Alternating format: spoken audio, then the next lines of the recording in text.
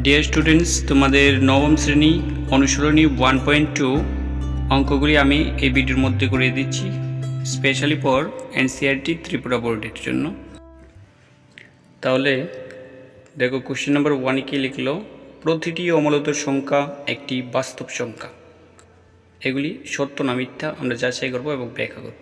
তো অমূলত সংখ্যা এবং বাস্তব সংখ্যা, তো বাস্তব সংখ্যা আমরা লিখব কোনগুলি বাস্তব সংখ্যা? অমূলত সংখ্যা এবং মূলত সংখ্যার সমষ্টিকে আমরা বলতে পারি একত্রে বাস্তব সংখ্যা। ওকে, তাহলে অমূলত সংখ্যা, প্রতিটি অমূলত সংখ্যা একটা বাস্তব সংখ্যা। তো এটি সত্য কথা, কারণ অমূলত সংখ্যা আমাদের বাস্তব সংখ্যার মধ্যেই আছে। ওকে, তো লিখো, উত্তরটা লিখো তোমরা সত্য। তাহলে বিবৃতিটি আমাদের সত্য হবে। তো কারণ লিখো, কারণ অমূলত সংখ্যা এবং মূলত সংখ্যাকে নিয়েই আমাদের বাস্তব সংখ্যা গঠিত হয়। ওকে, সেজন্য আমাদের বিবৃতিটি সত্য হবে।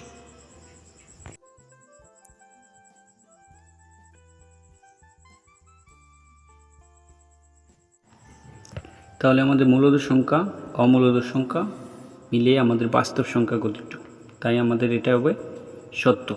2 নম্বর, সংখ্যারেখার উপর প্রতিটি বিন্দুই √m জাতীয় সংখ্যাকে সূচিত করে, যেখানে m একটি স্বাভাবিক সংখ্যা।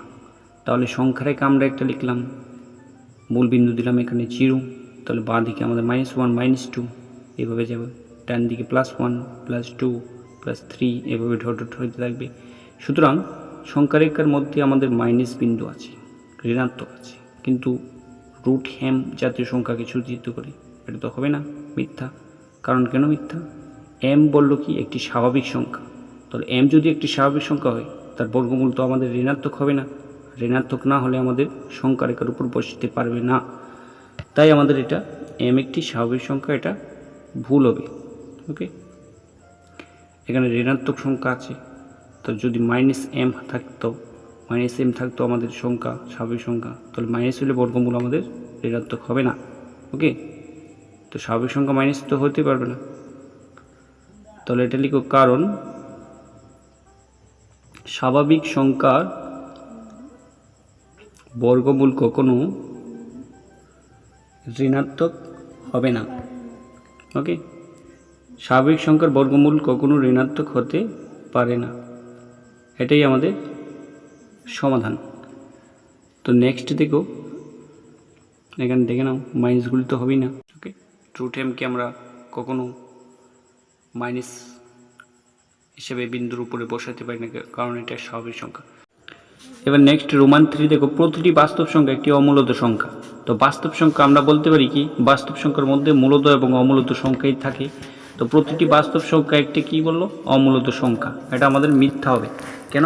কারণ বাস্তব সংখ্যার মধ্যে আমাদের মূলত সংখ্যা আছে এবং অমূলত সংখ্যা আছে। তো প্রতিটি বাস্তব সংখ্যার মধ্যে তো শুধু অমূলত থাকবে না, এটা বলতে মূলত সংখ্যা আছে।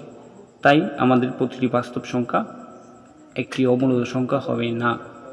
ওকে, তো এটা বিবৃতিটা মিথ্যা হবে। লিখো মিথ্যা, কারণ বাস্তব সংখ্যার মধ্যে আমাদের কি আছে, মূলত এবং অমূলত সংখ্যা। ওকে, তো মূলত এবং মূলত সংখ্যা এবং অমূলত সংখ্যা,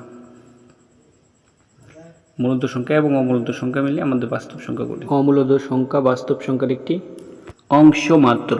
ওকে, বাস্তব সংখ্যার একটা অংশ হলো মূলত সংখ্যা।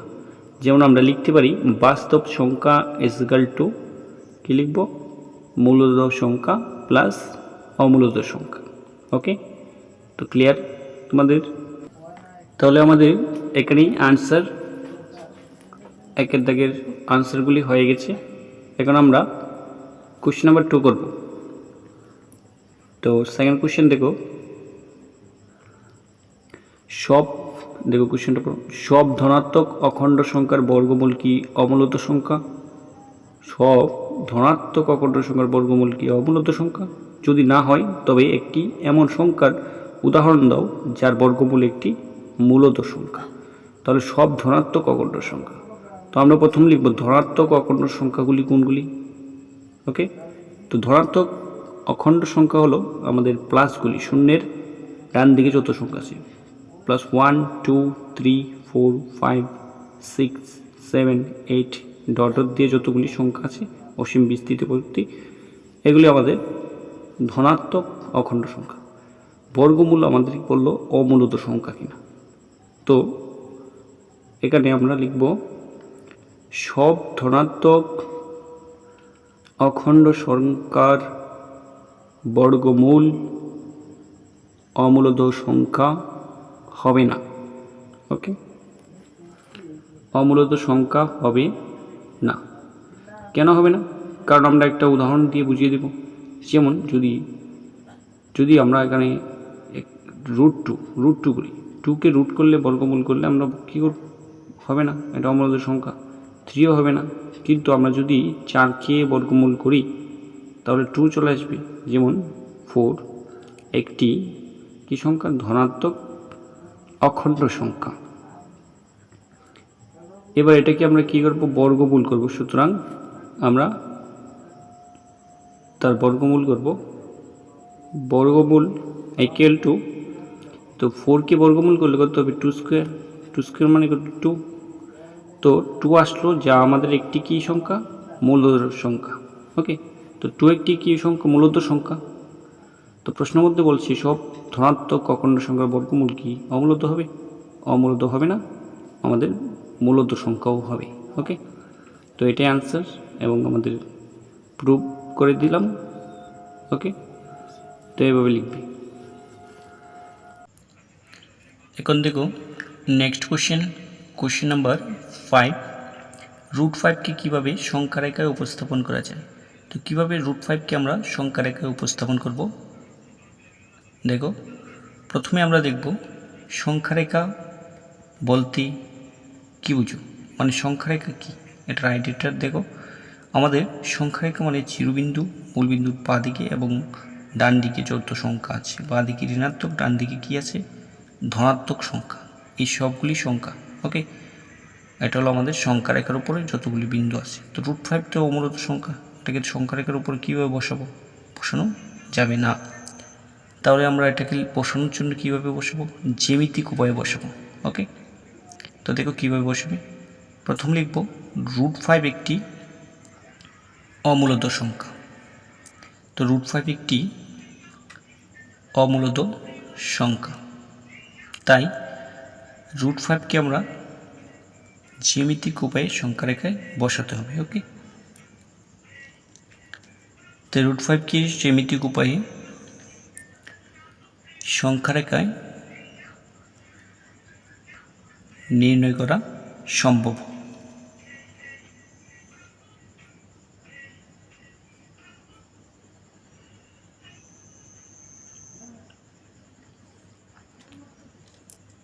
এবার দেখো √5, এটাকে √5 একটি অমূলত সংখ্যা, তাই √5কে জ্যামিতিক উপায়ে সংখ্যা রেখায় নির্ণয় করা সম্ভব। এবার √5কে আমরা কীভাবে লিখব? √5কে সংখ্যা রেখায় কেমনে বসাবো? তো প্রথমে আমরা √5 দিকে রাফ করে নেব। √5কে এমন দুইটা সংখ্যা লিখব যে দুইটা সংখ্যাকে আমরা কি করব? বর্গমূল করব। এই বর্গ করে, ঠিক আছে, বর্গ করে রুট করে যত আসবে তা √5 আসবে। যেমন আমরা বসাতে পারি √5কে দুইটি সংখ্যার স্কোয়ার করে যোগ করব। যেমন এখানে আছে আমাদের কত হবে? এখানে যদি আমরা প্রথম বসাই দুইটি সংখ্যা, তাহলে আমরা প্রথম বসাবো 2 স্কোয়ার, 2 দুগুণে 4, ঠিক আছে। তারপরে 1 স্কোয়ার লিখবো এখানে। তো 1 স্কোয়ার মানে 1 + 1 মানে 4 + 1 ইকুয়াল টু কত? 5। তো √5 হয়ে গেছে। তো √5কে আমরা এই সিস্টেমে লিখবো যে প্রথমে 2 স্কোয়ার তারপরে 1 স্কোয়ার, দুটি সংখ্যারে বর্গ আকারে যোগ করব। ওকে, আর রুটটা অলরেডি আছে। তাহলে প্রথমে আমরা সংখ্যা রেখা একটা লিখব। তো তোমরা সংখ্যা রেখা লিখতে গেলে কী করবে? স্কেল নেবে, নিয়ে এখানে দেখবে 0 থেকে 1 অবধি আছে, তো এখানে একটা দাগ দিবে। তাহলে এটা ছোটো দাগ দিলে তো চলবে না, কারণ আমাদের সেন্টিমিটারগুলি ছোটো আছে। এখানে 2 একক আছে আর 1 একক। তাহলে যেহেতু আমাদের 2 একে 3 মানে বেশি এক সংখ্যা আসবে না, তাহলে দুইটাকে মানে 2টা সেন্টিমিটার, 2 সেন্টিমিটারকে আমরা 1 একক ধরব। ওকে, এখানে 2 সেন্টিমিটার, তাহলে এখানে হবে 1 1 একক, তারপরে আবার 2 সেন্টিমিটার, 2 সেন্টিমিটার, আবার 2 সেন্টিমিটার, আবার লিখবে 2 সেন্টিমিটার, এটা 1 একক করে। ওকে, এইভাবেই তোমরা 2 সেন্টিমিটারকে 1 একক ধরে সংখ্যা রেখাটা অঙ্কন করবে। তাহলে আমাদের 12 অবধি আসলো, এখানে দেখো 14 অবধি আসলো। এখানে লিখবে 1 2 3 4 5 6 7। ওকে, তাহলে আমাদের প্রথম মূলবিন্দু লিখব, 0, ঠিক আছে। তো 0 মানে ও লিখবে 1 2, আর এদিকে বাঁ দিকে -1 -2 -3 এভাবে আসবে। এবার আমরা বসাবো বিন্দু √5কে বসাবো। প্রথমে লিখবো 2 স্কোয়ার, মানে 2 একক বসাবো। তো 2 একক কোথায় বসাবো? এখানে 0 বিন্দু থেকে, এখানে 0 থেকে আমরা ডান দিকে বসাবো, যেহেতু প্লাস আছে 2 একক। তাহলে এদিকে 2 নিব, 1 এবং 1 2। ওকে, এটা হলো আমাদের ভূমি যেটাকে বলি। তো 2 একক নিলাম। তো এখানে একটা বিন্দু দিব, নাম হলো এ বিন্দু, ঠিক আছে। 2 এর মধ্যে গিয়ে স্টপ হয়ে গেছে, সুতরাং নাম দিলাম এ বিন্দু। তো 2 একক কমপ্লিট, 0 থেকে 1 অবধি 2 একক। এবার 1 একক লিখব, +1 একক। 1 মানে এখানে 1 সমান করে ধরবে তোমরা পেন্সিল কম্পাসের সাহায্যে। ওকে, 1 এবং 2 এর মাঝখানে সমান করে ধরে একটা বৃত্তচাপ লিখবে। তাহলে আমরা একটা বৃত্তচাপ অঙ্কন করলাম। এই বিন্দুকে কেন্দ্র করে এ এবং 1 এর মাঝখানে, ওকে, মানে 1 একক ধরে 1 এককের সমান করে আমরা একটা বৃত্তচাপ অঙ্কন করব। এবার এই বিন্দুটাতে আমরা একটা লম্ব অঙ্কন করব। ওকে, তো এই বিন্দুটা যেটা আছে এখানে একটা লম্ব অঙ্কন করব। লম্বটা তোমরা চাঁদার সাহায্যে লিখতে পারো। ওকে, আমি স্কেলের সাহায্যে সোজা করে একটা লম্ব অঙ্কন করে দিলাম। এবার এই লম্বটা আমাদের বৃত্তচাপটাতে বি বিন্দুতে ছেদ করলো। তো বৃত্তচাপের নাম কি লিখবে? বি বিন্দু দিবে একটা। ওকে, এবার আমাদের এ বি, এখানে এ বি কত হবে? 1 একক হবে, এবং এ থেকে 0 অবধি কত? 2 একক। তো ভূমিটা 2 একক, আর উপরের লম্বটা আমাদের 1 একক। এবার এই ও বিন্দুটা আছে, এই ও একটা বিন্দু দিবে, 0 জায়গাতে একটা ও বিন্দু দিবে। ওকে, এবার এই ও বিন্দুটা এবং বি বিন্দুটাকে কী করবে? স্কেলের সাহায্যে যুক্ত করে দেবে, যা একটা ত্রিভুজ হয়ে যাবে। সেই ত্রিভুজটার নাম হলো আমাদের সমকোণী ত্রিভুজ। ওকে, তো এই সমকোণী ত্রিভুজ আমরা একটা সংখ্যা রেখার উপরে লিখব। তো সমকোণী ত্রিভুজের এখানে যে বিন্দু আছে ও বিন্দু, ও এবং বি বিন্দু, এই দুইটার দূরত্ব আমরা বের করব। ওকে, তো প্রথমে আমরা দেখব এখানে লম্বটা এ বিন্দুর বিপরীত পাশে, ঠিক আছে। লম্বর মধ্যে এ বিন্দুর বিপরীত বাহুটাকে বলা হয় অতিভুজ। তো 90 ডিগ্রি যে এ বিন্দু হলো তার বিপরীত বাহুটাকে বলবে অতিভুজ, আর লম্ব বলবে এ বি। এ বি হলো লম্ব, এবং ও এ হলো আমাদের ভূমি। এটা লিখবে ভূমি। ওকে, তাহলে যা লিখলাম আমরা এটা অঙ্কন প্রণালী হিসেবে এখন আমরা লিখব, যেভাবে এই পার্টটা অঙ্কন করলাম। তো দেখো প্রথমে কি লিখবে? প্রথমে লিখব সংখ্যা রেখার উপরে, এই সংখ্যা রেখার উপরে আমরা একটা প্রথমে মূল বিন্দু ও লিখলাম। দেখো, সংখ্যা রেখার উপর মূল বিন্দু, এটা কি ও নিলাম। ওকে, তারপর আমরা কি করব? এবার একটি সমকোণী ত্রিভুজ লিখব। ওকে, একটি সমকোণী ত্রিভুজ যার নাম হলো ও এ এবং বি। ও এ বি অঙ্কন করলাম। ওকে, তো একটা সমকোণী ত্রিভুজ ও এ বি অঙ্কন করলাম, দাঁড়িয়ে দিলাম। এবার যেখানে লিখব যার ও এ কত? আমাদের ও এ হলো 2 একক। ও এ ইজিক্যাল টু 2 একক, এবং এ বি আমাদের কত? এ বি হলো 1 একক। ওকে, এ বি হলো 1 এবং ও বি হলো 2 একক। এখন আমাদের ও বিটা কি? ও বিটা হলো অত্রিভুজ, সমকোণী ত্রিভুজের অত্রিভুজ। বুঝলে? এখন এবার নেক্সট পার্টটা দেখো, আমাদের এখানে একটা সূত্র ব্যবহার করব। এই অত্রিভুজ উবির মান বের করতে গেলে আমাদের একটা পিথাগোরাসের উপপাদ্য আছে। তো পিথাগোরাসের উপপাদ্য লিখব সমকোণী ত্রিভুজের ক্ষেত্রে। পিথাগোরাসের উপপাদ্য অনুসারে আমরা লিখতে পারি কি, আমরা লিখতে পারি অত্রিভুজ স্কোয়ার ইজ ইকুয়াল টু লম্ব স্কোয়ার প্লাস ভূমি স্কোয়ার। ঠিক আছে, তো লিখো এখানে সূত্রটা, অত্রিভুজ স্কোয়ার ইজ ইকুয়াল টু লম্ব স্কোয়ার প্লাস ভূমি স্কোয়ার।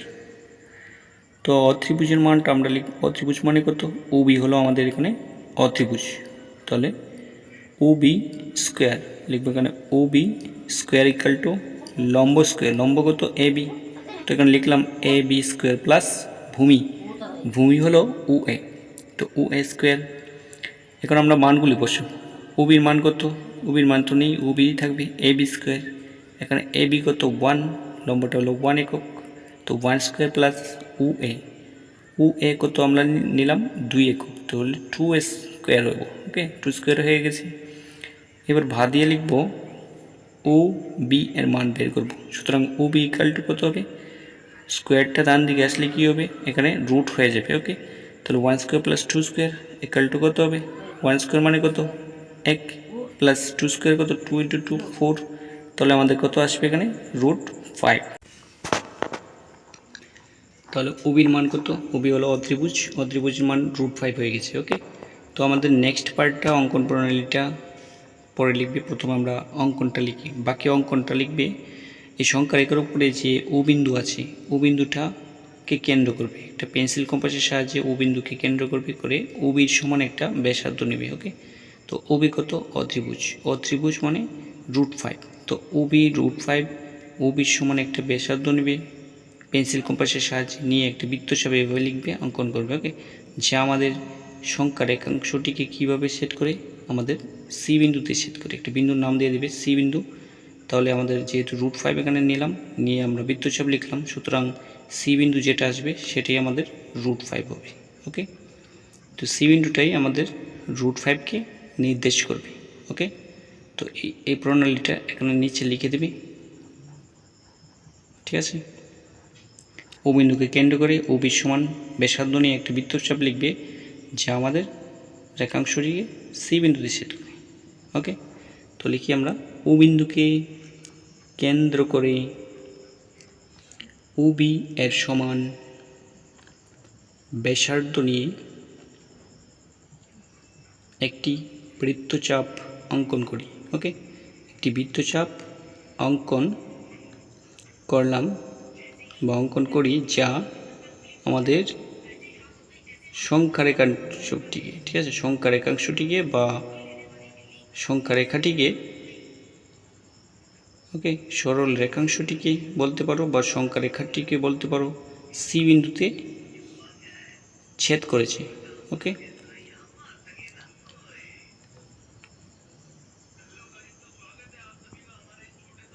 তাহলে সি বিন্দুতে যে বিন্দুটা ছেদ করলো, এই সি বিন্দুটা হলো আমাদের কি, সি বিন্দুটা হলো আমাদের √5। তো সি বিন্দুই হলো আমাদের নির্ণেয় বিন্দু যা √5কে নির্দেশ করে।